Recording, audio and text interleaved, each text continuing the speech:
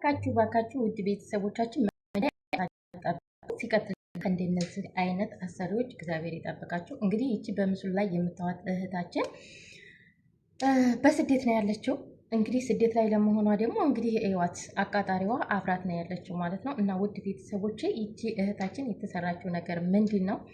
ሁለት እንቁላሎች ይፈሱባታል፣ ይሰበሩባታል ማለት ነው። እነዛ ሁለት እንቁላሎች ተሰበሩብሽ ብላ ለምን እነሱን ሰበርሽ ብላ 40 እንቁላል ቀቅይ ብላ 40ውንም እንቁላል በአንድ ቀን እንድትበላው ያንን 40 እንቁላል አስበልታ እንደዚህ ፊቷን እንዴት እንዲያረገችው እዩልኝ ጉድ ማለት ነው። ፊቷ ግንፍል ነው ያለው። እና ውድ ቤተሰቦቼ እባካችሁ እራሳችሁን ጠብቁ። ምንም አይነት ችግር ቢደርስባችሁ፣ ምንም አይነት ጥፋት ብታጠፉ ለዛ ለጥፋታችሁ ይቅርታ ብላችሁ እንደምንም እግራቸው ስር ወርቃችሁ መለመን ነው እንጂ ያለባችሁ እንደዚህ አይነት ቅጣት አትቀበሉ። የእውነቴን ነው የምላችሁ። አሁን እህታችን ይሄ ፊቷ እንግዲህ በመቼም ጊዜ አይለቅም። አስቡት፣ ስንት በቃ ለሁለት እንቁላሎች ብላ ፊቷ እንዳለ ነው የተበላሸው። ምክንያቱም በቃ ካሁን በኋላ ብዙ ጥረት ያስፈልጋታል ይህንን ፊቷን ለማመለስ ማለት ነው። በዛ ላይ የአእምሮ ጉዳት አለ። በቃ እንደዚህ ስለሆነች ብቻ በጣም አእምሮዋን ይጎዳዋል። በቃ እንዴት ነው እንደዚህ የሆንኩት? እንዴት እንዲህ አረገችኝ? በቃ የአእምሮ ጥያቄ ራሱ ማለት ነው። እና አንዳንድ አሰሪዎች ግን ከምላችሁ በላይ ከአቅማችሁ በላይ ናቸው ማለት ነው። ከአቅማችሁ በላይ እንዴት አንቺ ኩሽና ሰራተኛ እስከሆንሽ ድረስ ኩሽና ባትሰሪ ራሱ የሆነ ጥፋት እኮ አይጠፋም። የሰው ልጅ ሆኖ ጥፋት አይጠፋም። እንጠነቀቃለን። በምንጠነቀቅበት ታይም ደግሞ የሆነ ጥፋት አጠፋችሁ ተብሎ እንደዚህ ማድረግ የእውነቴን ነው የምላችሁ በጣም ነው የሚያመው ማለት ነው። 40 እንቁላል ቀቅይ ብላ አስቡ። ያንን 40 እንቁላል ጧት 10ሩን ቢዋለች፣ ቀን ላይ 10ሩን፣ አሰር ላይ መቅሰስ ላይ 10ሩን፣ ማታ እራቷን 10ሩን። አስቡት። ያቺ ልጅ አልበላም ብትላት እገልሻለሁ እያለ ታስፈራራታለች። እንግዲህ ለእንቁላል ብላ ማለት ነው። እገልሻለሁ፣ መብላት አለብሽ፣ ቢሮ ደውላለሁ፣ ስልኳን ቀምታታለች። ፖሊስ ጋር ስልኳን ቀምታታለች። ምንም ማረጋችን የሚያችል ምንም አማራጭ አላት። በዚህ ላይ ደግሞ በጣም የሚያሳዝነው ነገር ቢኖር አብራት የምትሰራ ሰራተኛ አለች ሌላ። ያች ሰራተኛዋ ልታግዛት አልሞከረችም። ባዘቦት የሚጣሉትን ቂም ይዛ ባዘቦት ስለማይስማሙ ባዘቦት ያለውን ጠብ ያለውን ጥላቻ ይዛ ማለት ነው አሳልፋ ለአረቢቱ ነው የሰጠቻት። እንደዛ ስታረጋት፣ እንደዛ ስታንገላታት ጓደኛዋ ለፖሊስ መደወል ትችላለች፣ ለቢሮ መደወል ትችላለች።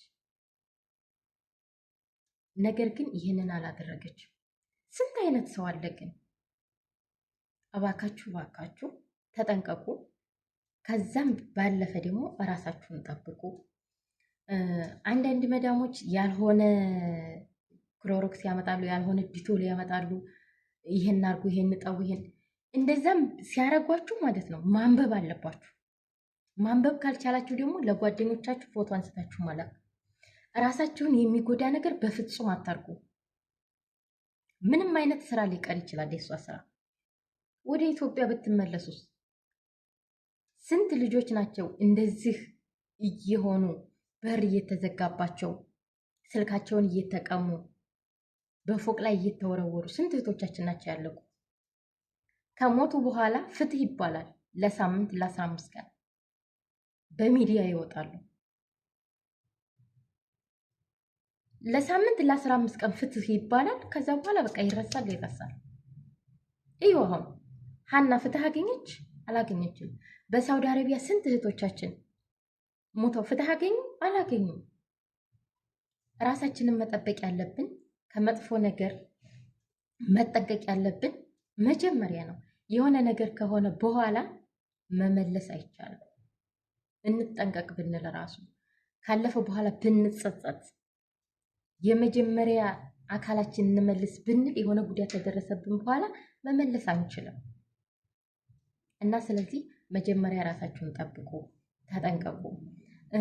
በቃ የሆነ አንዳንድ አሰሪዎች ደግሞ 3 ወር 4 ወር እስከሚሆናችሁ ጥሩ ይሆናሉ። የሆነ ቢሮ መመለሻ ሰዓታችሁ እስከሚያውቅ ከዛ በኋላ ደግሞ በጣም መጥፎ የሚሆኑ አሰሪዎች አሉ። በዛ መሀል እናንተ ግዴታ ኢትዮጵያ ይሄን ማድረግ አለብኝ ወይም ወደ ቢሮ አትመልሰኝም ብላችሁ ራሳችሁን መጉዳት የለባችሁም።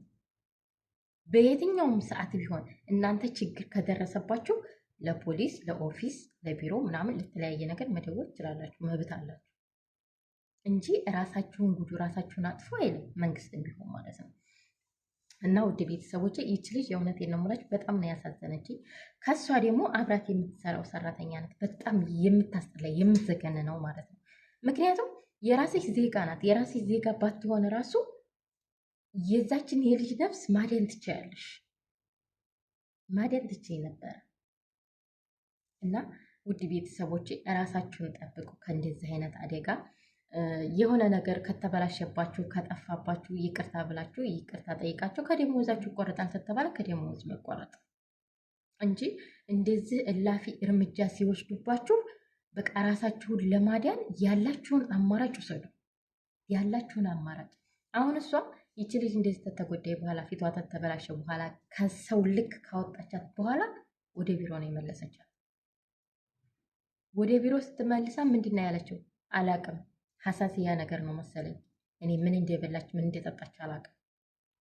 ቢሮዎች ደግሞ የሆነ ጉዳት ደርሶባችሁ ወደ ቢሮ ስትሄዱ ብራቸው ብራቸው ተመላሽ እንዲሆን እናንተን አገላምጠው ምናምን እናንተ እስከ መማታት ድረስ ደርሰው ለአረቦች ነው የሚያግዙት። አስቡት። የራሳችሁ ዜጋ የሆነው ቢሮ ራሱ ለአረቦች ነው የሚያግዙት። ለምን? ለዛች ለ5000 ለ6000 ብሎ ማለት ነው። እና ውድ ቤተሰቦች እኛ ማድረግ ያለብን መጀመሪያ ራሳችንን መጠንቀቅ፣ ራሳችንን መጠበቅ። ከዛም በኋላ ስራ ስትገቡ 1 ወር ድረስ በአንድ ቀን ራሱ የሰው ልጅ ይለያል። አይታችሁ ያ እዛ ቤት የገባችሁበት ቤት ጥሩ ካልሆነ ከዛ ከቤት መውጣት ነው ያለባችሁ እንጂ ዛሬ ነገ እያላችሁ ጊዜያችሁን ማዘግየት የለባችሁም። ወደ ቢሮ ስትመለሱ ሌላ ሰራተኛ ቀያሪ ስለሚሰጡ እናንተ ደግሞ ከዛች አሰሪ የተሻለ ሰው ልታገኙ ትችላላችሁ። ተስፋ መቁረጥ የለባችሁ። የወደፊት ተስፋችንን ማጨለም የለብንም እላችኋለሁ ውድ ቤተሰቦች። አሁን እህታችን እንግዲህ ወደ ቢሮ ተመለሰች። ቢሮም ሄዳ ማንም የሚቀጥራት የለም። ምክንያቱም ፊቷ ግንፍል ብሏል። ይህንን ፊቷን እያየ ማንም የሚቀጥራት የለም ማለት ነው። እና እኔ እንጃ በጣም ከባድ ነው እንደዚህ አይነት ነገር። እንደዚህ ያሉ አሰሪዎች ግን እራሳችሁ ላይ እንዲሆን የማትፈልጉትን ነገር እኛ ላይ የምታረጉ ሰዎች ግን በልጅ ልጃችሁ ይድረሳችሁ። ይህ እውነት በጣም አስጸያፊ ነገር ነው፣ በጣም ማለት ነው። እና ውድ ቤተሰቦች እራሳችሁን ጠብቁ ከእንደዚህ አይነት አደጋ እላችኋለሁ። በሌላ ቪዲዮ እስከምንገናኝ ሰላም ላችሁ።